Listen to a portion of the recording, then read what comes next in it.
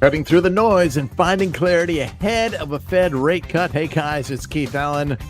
I think we could tell that my trigger fingers are a little slow here on pushing the buttons here this afternoon, but hopefully my analysis is spot on. Hope you're having a good week, good day, whatever. Obviously, so much speculation and anticipation around a Fed rate cut tomorrow, and a disproportionate amount of noise online speculating on how things might be. I have read and heard everything from it's instant moonshot from here, Fed cuts rates, and we are off to the races, to it's over. And well, I think we're somewhere in between. Maybe how about this?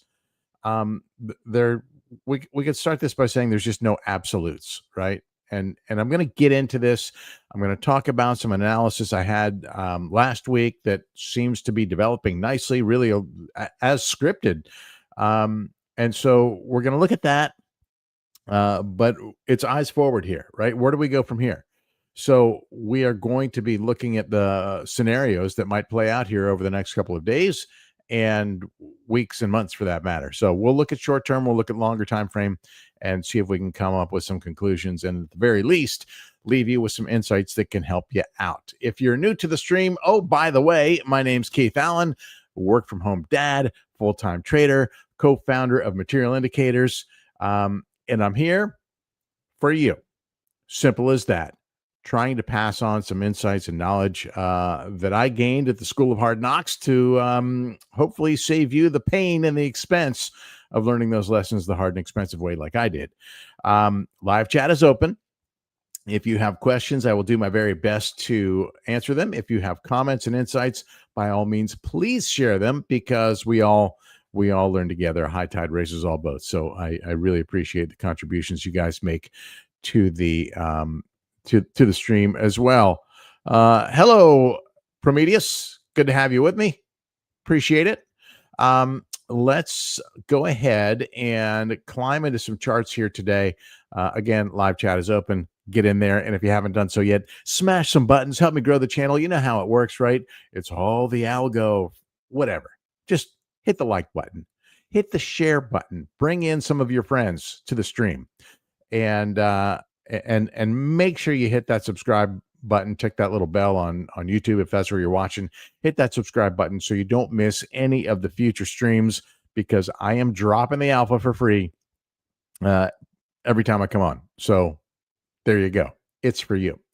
Let's get into it. All right. So first thing we got to do is talk about this rate cut, right? I mean, it has been a long time coming. It's been since December since we've seen a cut. Obviously, the president has been leaning on the Fed. He's been leaning specifically on Fed Chair Powell to make this cut for a long, long time.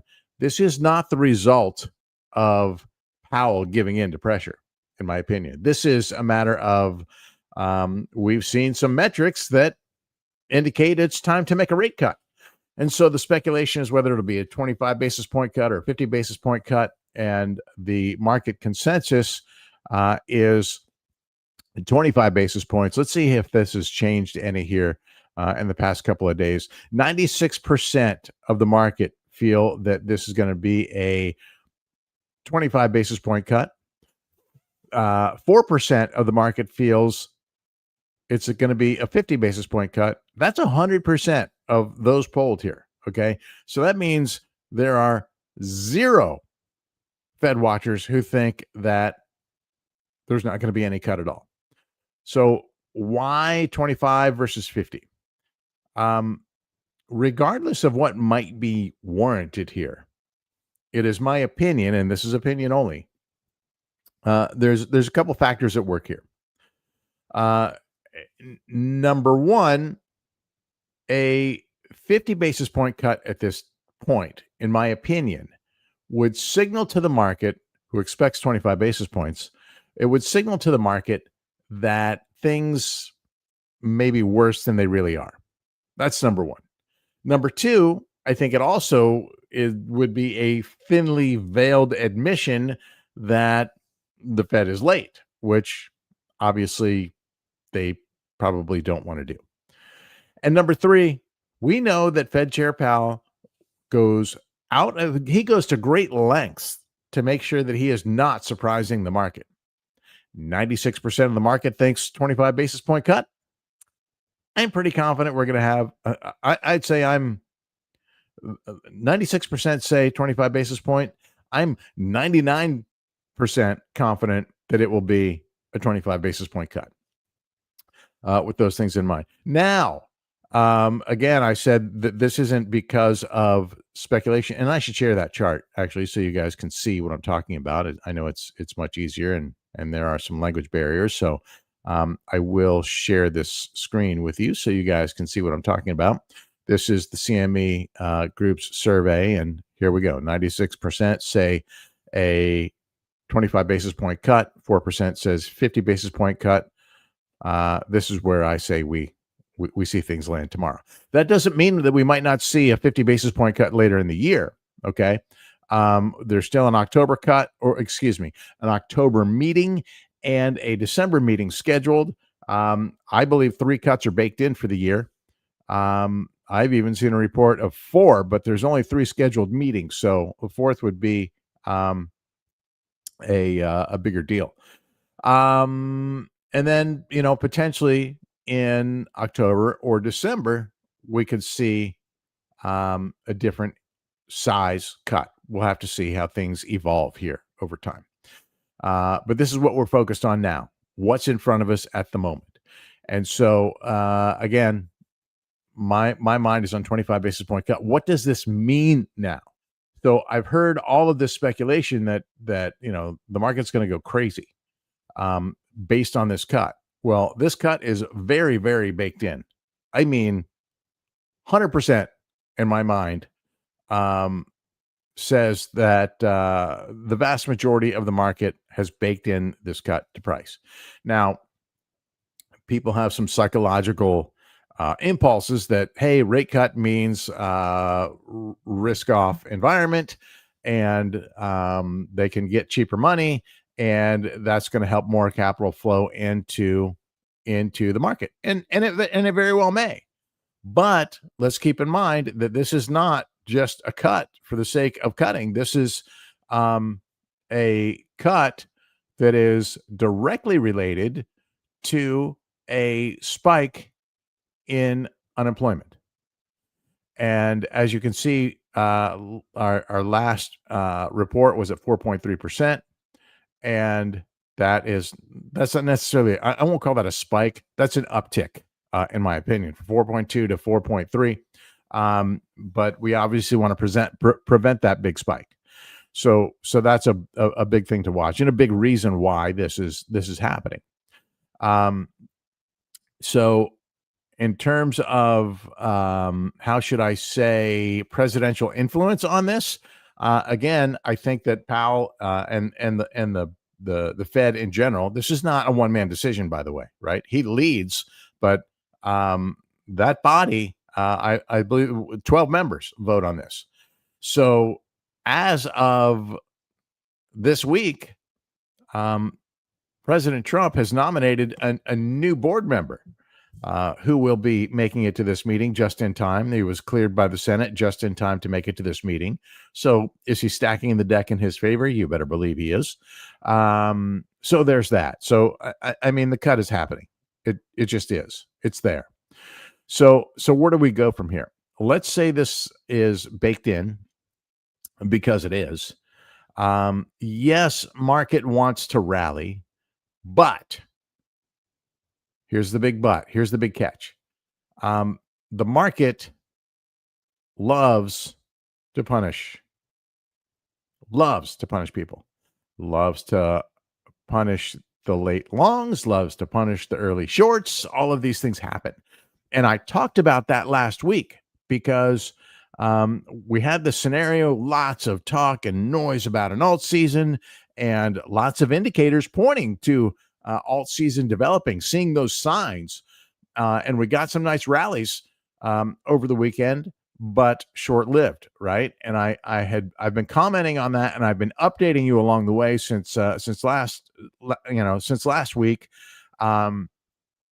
where I expected to see um, a bit of a fake out going into the weekend, and then see things pull back, uh, punish those, as I mentioned, punish those early shorts, and then come back and punish those late longs, which absolutely did happen. I didn't nail the timing to the T, but close enough to the pin, in my opinion. Bottom line is the same price action unfolded, literally as I thought it would, and I've given you guys updates along the way. If you want to track that conversation, you can absolutely do so on my X page at KA Productions. Links, by the way, to all of the channels and all of the tools are in the description of the video on YouTube, so you can get it there. Um, so I had been talking about this. Another thing I talked about over the weekend, and this, listen, this could be the moral compass that guides you. At least it's the moral compass that guides me, because I've learned the hard way. Trying to hit the absolute tops and bottoms of this volatility in this market is really, really difficult.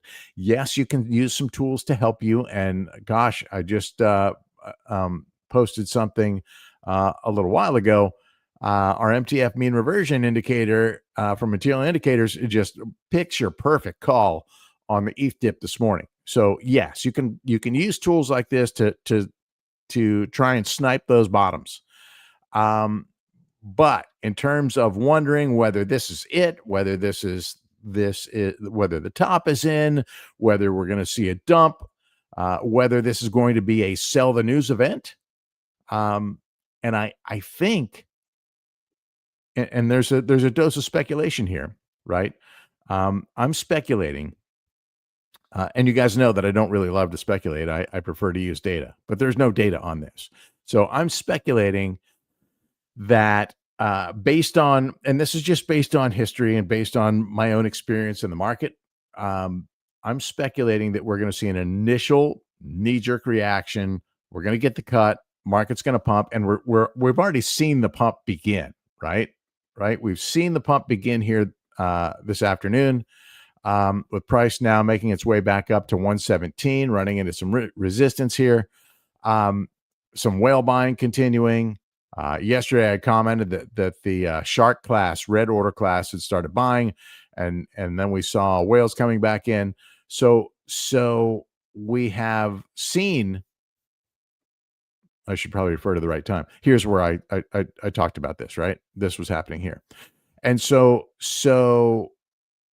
I think we could get that initial reaction where price pumps, and then we have the it develop into a sell the news event. So that would be like a fake out, similarly to how this so-called alt season has so far delivered a bit of a fake out, right? We see in times of uncertainty, and we hit one, right? We had a nice pump here coming into the weekend, and then things started pulling back. And what happens in these periods of uncertainty is capital rotates back into stable coins and into Bitcoin. And so we can see Bitcoin dominance having a bit of a resurgence.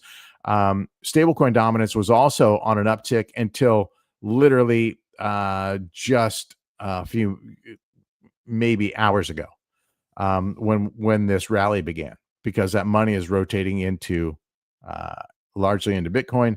And now we can see, if we look closely, we can see it's coming back into alts to a lesser degree.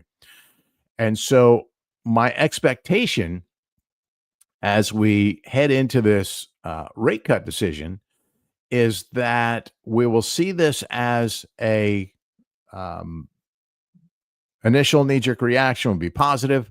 But then I expect, and I don't know if this happens on the same day or if it happens over the weekend or it takes a little time, but I think we will see a pullback on Bitcoin again. I mean, what's positive right now is that we are above the trend line and we're above the moving averages and we're above the timescape levels. All of these things are bullish for Bitcoin in the near term. What's bullish for Bitcoin in the long term is exactly what I said um, over the weekend. 124,500 is not the top for Bitcoin, and 4950 is not the top for ETH. Why? Because there's simply just too much institutional demand, and that demand is growing literally every day. A lot of these institutions, we know which institutions are online with the ETFs, right? But after recent legislation, crypto legislation on the Stablecoin Act, et cetera, banks are going to be coming online in a much greater capacity than they have. When I say coming online, in the cryptoverse, if you will, in the cryptosphere, whatever you want to call it, within our ecosystem, we're going to see banks much more involved. We're going to see onboarding through banks. We're going to see where it wasn't necessarily easy to do before. We're going to see banks potentially being custodians for crypto. And so all of these things bring a new dynamic into the mix.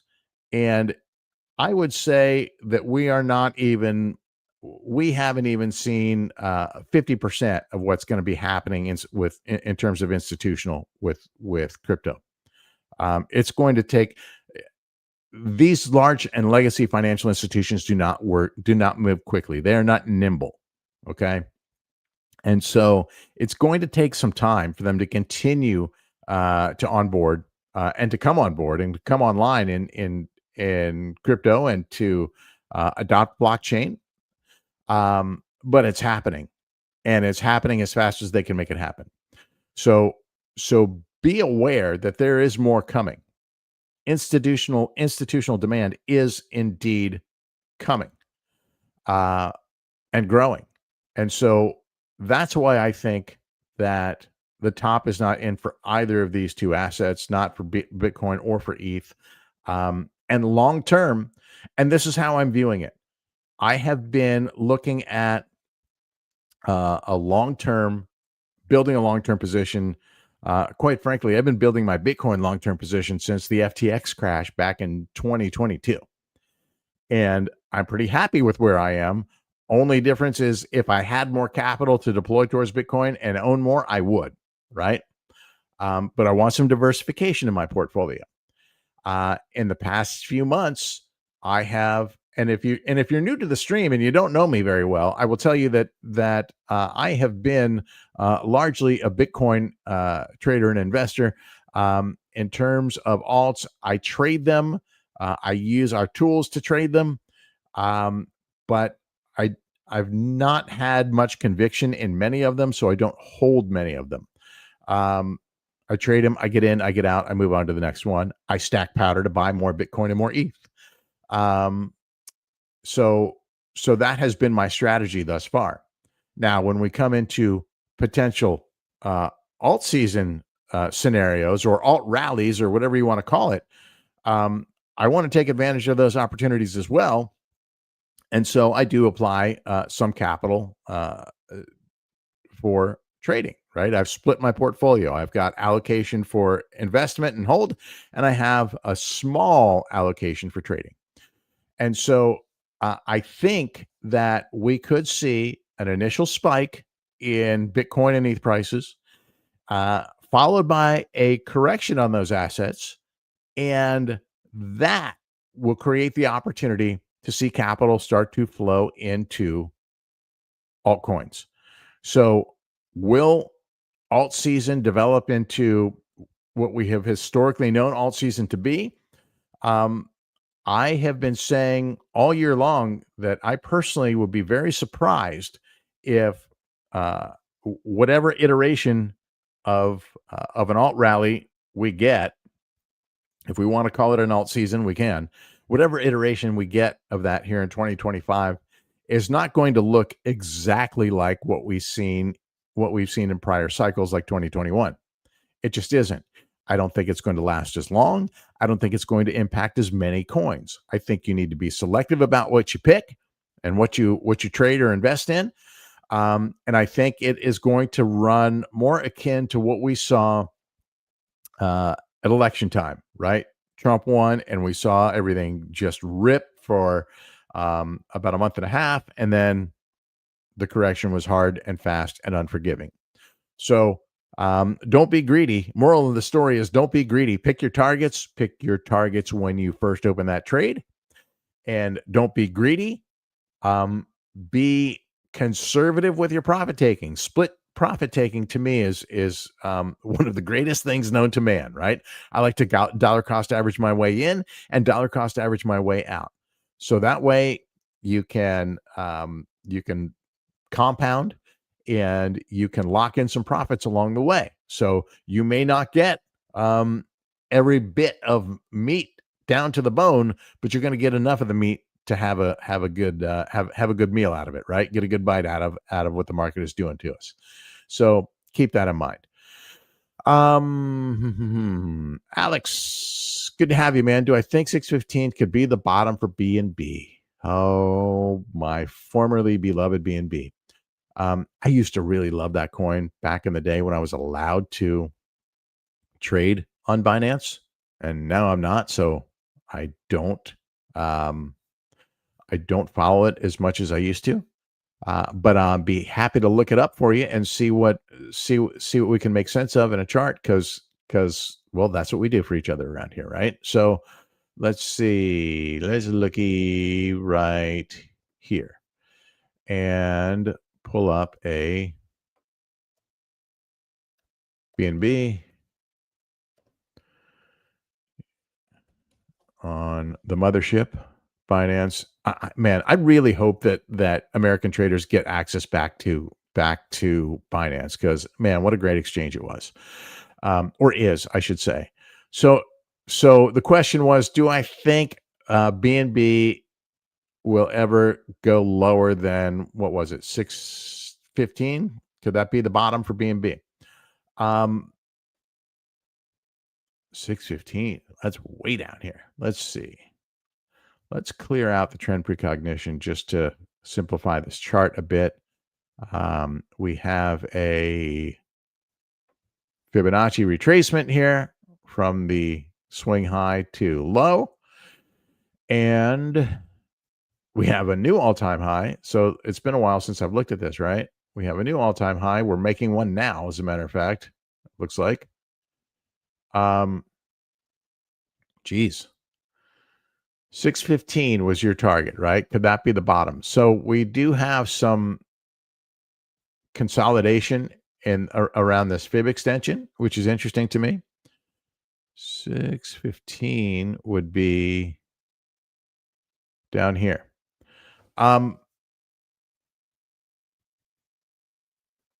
Interesting. Well, I do like that we have a triple bottom of support here. That's number one. So this was a good bounce for sure.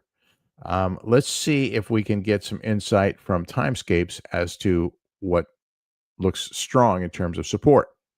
We have yearly open territory up here. We're well above that. We're well above all the timescapes because we are in a moment of price discovery for BNB. But in terms of whether or not we would potentially see price go lower, I never rule anything out. And there is a quarterly, this would be Q2 open around the mid fives, around that 550, really around this. This takes us all the way back to 2022. So let's look at this way. In terms of timescapes, the ones that are most that I watch the closest are the ones that are closest in relative time. That's number one. So for the current year, and number two, where we see deep concentrations of multiple timescapes together, right? So we have a couple timescapes here at this 700 range. This is the yearly open. That's one we want to see hold. And of course, the first week of the open. So this is where you really want to see strength. The problem is we've not retested that. There's been no retest here whatsoever. So that's the first thing is as high as price has come from there, And gosh, it's been an absolute rip. And there was a nice support test back here at the 786 fib extension. I could still build a case for a consolidation, at the very least, a support test either here. And if that doesn't hold, then I'd go to the prior support levels, right? So could that get us all the way down to that 515 range? Gosh, that's a long way from here. That's a huge correction from here. I'd hate to see that happen to anybody, to be honest with you, because gosh, I've had some good fortune with B&B back in the day.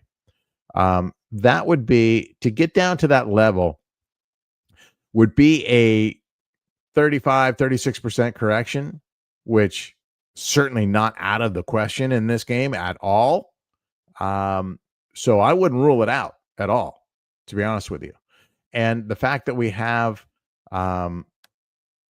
some consolidation of, or not consolidation, but some confluence between timescape levels down here. Let's see when they are. Not that it really matters. Wow. Look at this. A year apart, almost the exact same level here. So there is some confluence here in this 600, 606 range that I would be watching, because I don't rule anything out in crypto. And maybe the bottom is in for this cycle. I haven't been watching this one enough to know. But I would say I would not rule out the chance of a 35% correction on any coin in crypto. And the fact that those levels have not been retested at least makes me think that we could see some support tests back to the top, prior all-time high, potentially even the yearly open. What I would love to see, this would be an amazing opportunity, would be a correction, a support test back to this yearly open range. What would that be from here? That's not like unheard of, right? That's 26%. That would be nasty for a lot of people, but that to me would validate foundational support, which has not, in my opinion, been met here yet. So I'd like to see that over the yearly open, right? The yearly open back here, and it just ripped through, right? There was no retest of support there. So that's my thought. That's my thought on BNB. I hope that answers your question in some way, shape, or form. Bottom line is I don't rule anything out. Looks strong right now, but I don't like that it hasn't retested support at some of those other levels. Susie, hey Susie Q. So I'm saying I expect a correction on Bitcoin and ETH soon, which will fuel alts. That's exactly what I'm saying. Initially, everybody pulls, right? And knee-jerk reaction is probably a spike, followed by a shakeout, similarly to what we've seen here the past couple of days. Now, in terms of timing, does that happen right after, later in the day? Does it happen over the weekend? I'm not sure of that. But ultimately, I do think that ETH and Bitcoin find new all-time highs. But if we get that correction, that creates the perfect opportunity for those alts to really start to roam. We've not quite seen it just yet. We've seen glimpses of it, glimmers, if you will. But as I showed you here on this chart, we're seeing capital rotate back into Bitcoin at the moment. But we're also seeing some of it go into alts, into these total threes. But this is brand new, right? This we were on a downtick here earlier, and now we're just getting a little uptick on it today. So I'll still watch this closely. I would really love to see Total 3 ES clear this $1 trillion threshold. And again, this isn't all alts. Total 3 ES is top 100 alts, basically top 100 coins minus Bitcoin, minus ETH, and minus stable coins. So it's a basket of purely alts. And I'd like to see that clear this level. Doesn't have to, right? We could move between here and here, get rejected from this, and still have a nice alt run. But I think it would be short lived. This would be breaking out of this would mean one of a couple of scenarios. One scenario is, and the simple one is, hey, more money's moving in. But if more money isn't moving in, it means it has to rotate from somewhere. So at the moment, you can see it's rotating out of stable coins. It's rotating out of ETH. We also want to see it rotating out of Bitcoin if you're looking for an alt season. So that remains to be seen. It was happening a few days ago. It's not happening at the moment. So pay attention to these metrics. Simple as that.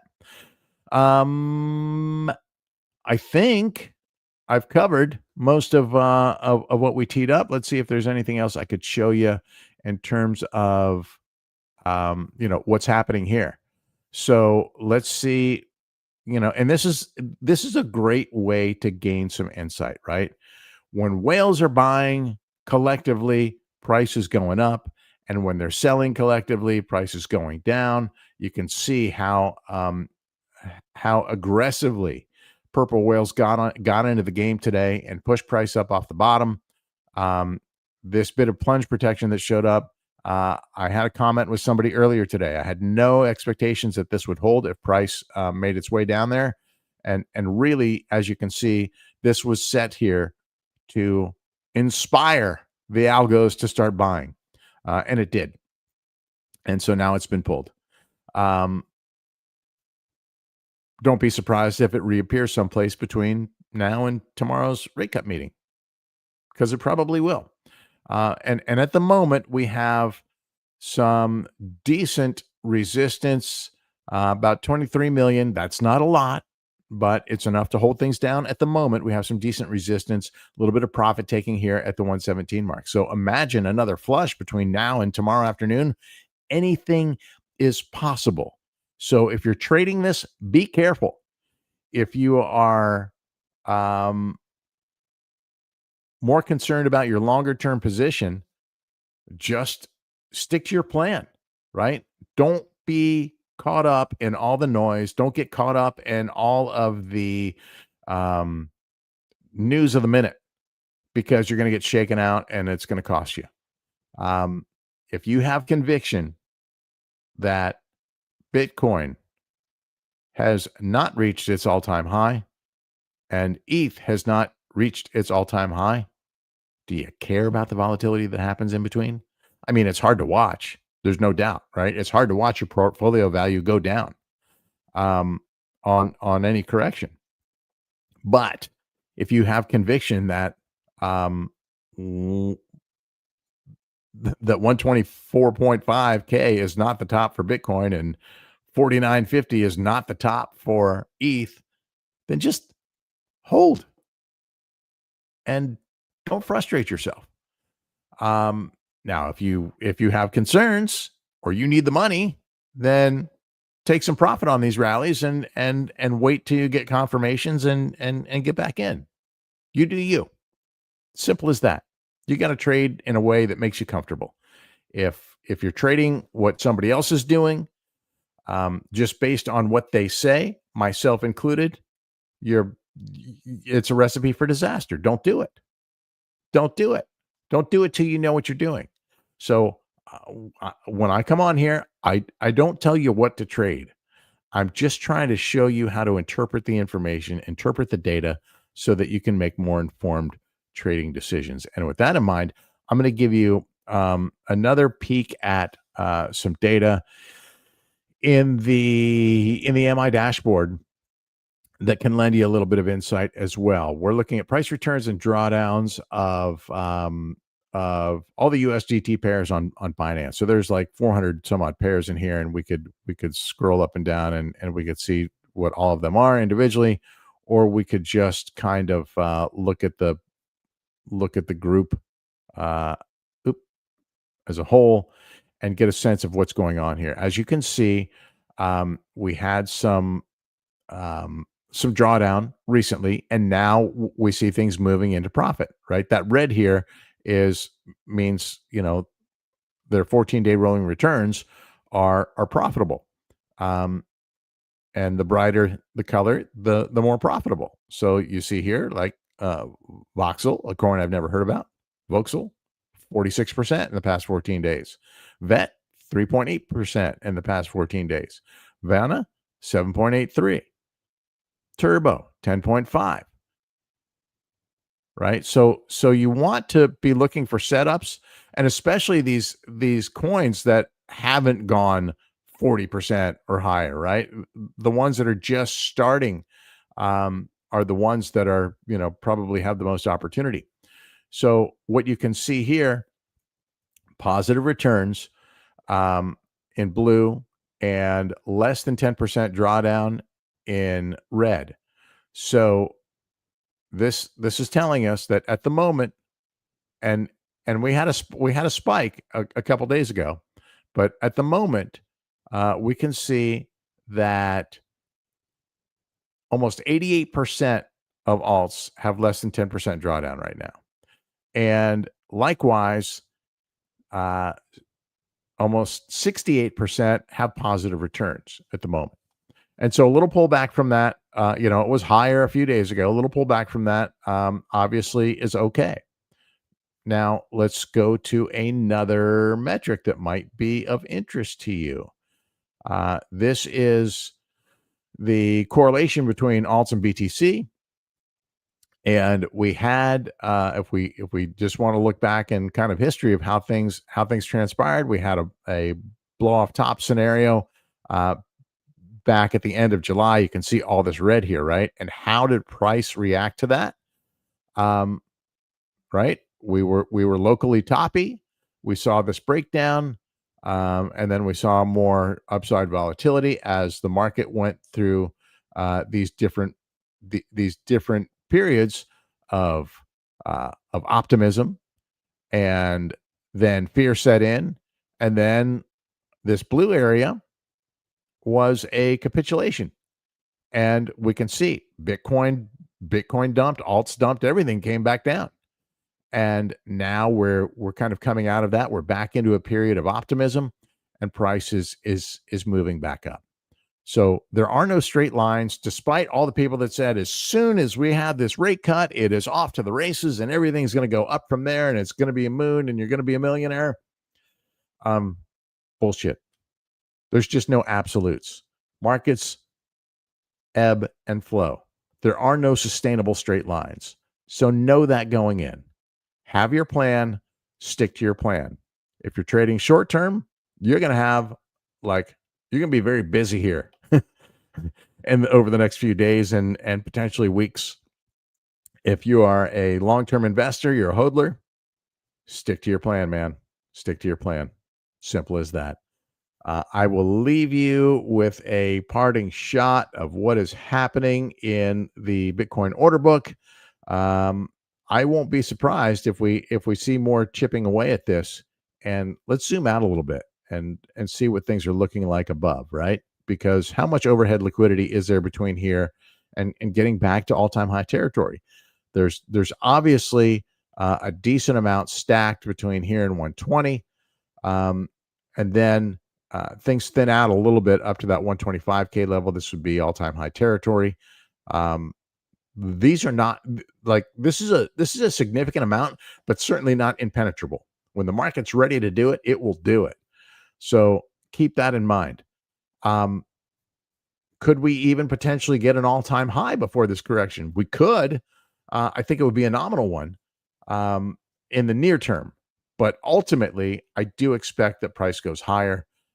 We could pick those targets. We could talk about those targets in another stream in terms of where price ultimately could go. But for now, just know volatility lies ahead. A 25 basis point rate cut is baked in across the market, and so are two more rate cuts by the end of the year. So there's not a lot to speculate on tomorrow in terms of whether the Fed is going to cut or how much they're going to cut. Um, the speculation is whether this becomes a sell the news event or not. Hope that gives you some things to think about, and hope this helps you really become a smarter data driven trader. If you're interested in any of the tools that I've shared with you, I've got links in the description down below. And one that I haven't talked about, our Telegram community. We have an awesome free Telegram community. Come join us. We talk about this stuff all day, every day. Global community, thousands and thousands of traders in there. We'd love to have you come join us too. It's a great environment. No moon boys, no shillers, no, just like straight up trading talk. Come join us. Have a great day, guys. Tomorrow going to be a big day. We'll do it together. Here's to trading smarter.